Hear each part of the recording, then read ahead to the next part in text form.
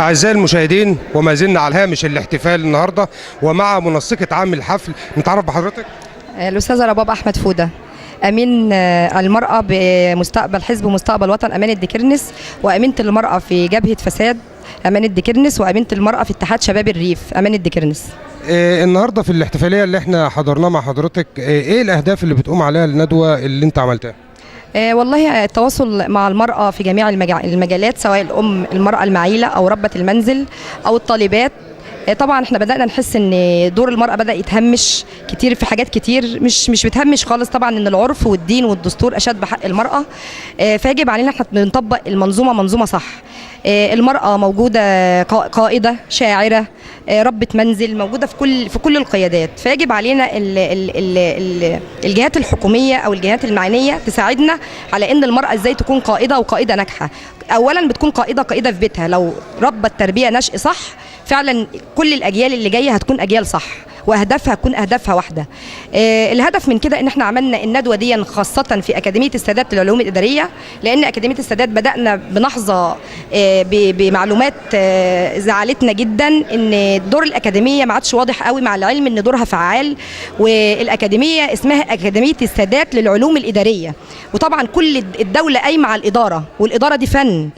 فيجب علينا ان احنا كبلد ديكرنس واهل ديكرنس ومنطقه ديكرنس كلها تتعاون وتتكاتف، ما يبقوش مكتوف الايدي واقفين كده من غير ما بيعملوش اي حل. هي الوحيده هنا في محافظه الدهليه. طبعا وهي الوحيده في محافظه الدهليه.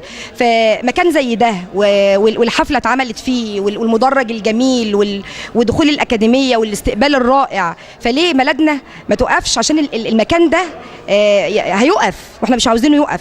ايه رؤيتك يعني للمكان؟ ان بنناشد بنوجه او ندي وعي للطلبه مرحله ثانويه عامه اللي متخرجين السنه دي، الاكاديميه دي معناها ايه ودورها ايه وبتدينا نتائج في ايه.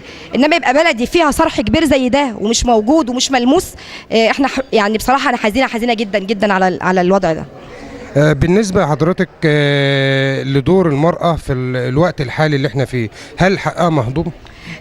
حاليا بصراحة لا، حقها مش مهضوم ولا حاجة. دلوقتي المرأة بدأت كل عمل قائم وناجح في مصر حضرتك بتبص تشوفه تلاقيه وراه سيدة عظيمة، بتكون أي سيدة عظيمة، أي نجاح عمل قائم في مصر.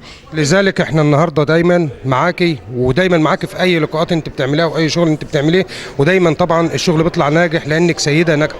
تسلم لي، ده شرف وفخر ليا وجودكم معايا وانتوا اخواتي، وسعدت بكل الحضور اللي موجودين، قيمة وقامة معايا، وكل من لبى ندوتي ودعوتي ليه ما همشنيش خالص، وكنت سعيدة جدا جدا وفخورة ببلدي وأهل بلدي. وما زلت بقول بلدي الأم الكبرى مصر وبلدي الأم الصغرى ديكرنس، وتحية مني كبيرة لكل أهالي ديكرنس وكل حبايبي. قبل ما ننهي مع حضرتك كلمة توجهها للسيدات علشان المرحلة الجاية اللي هي مرحلة المحليات، تشجعهم بايه ان هم يخوضوا التجربه ويدخلوا بردك المحليات ويتاهلوا للقيادات التنفيذيه والسياسيه في البلد؟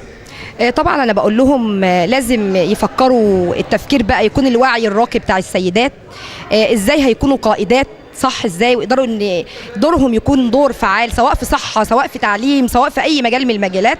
بايدهم يقدروا يعملوا حاجات كتير، وبايدهم يصنعوا المعجزات. والسيده قادره على انها تكون اعلى واعلى مناصب في الدوله، يعني مش ما عادش بقى زي زمان. بقى الوقت السيده بتقود امه، الوقت رئيسة دولة برازيل سيدة.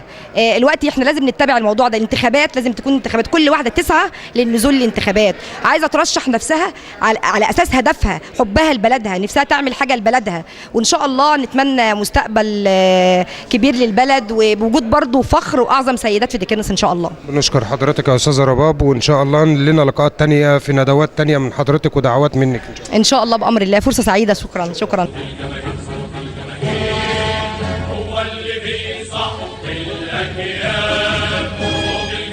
صوت الجماهير هو انتقاد عزم الأبطال، هو انتقاد عزم الأبطال، هو اللي بيتكلم، هو اللي بيتحكم، هو البطل.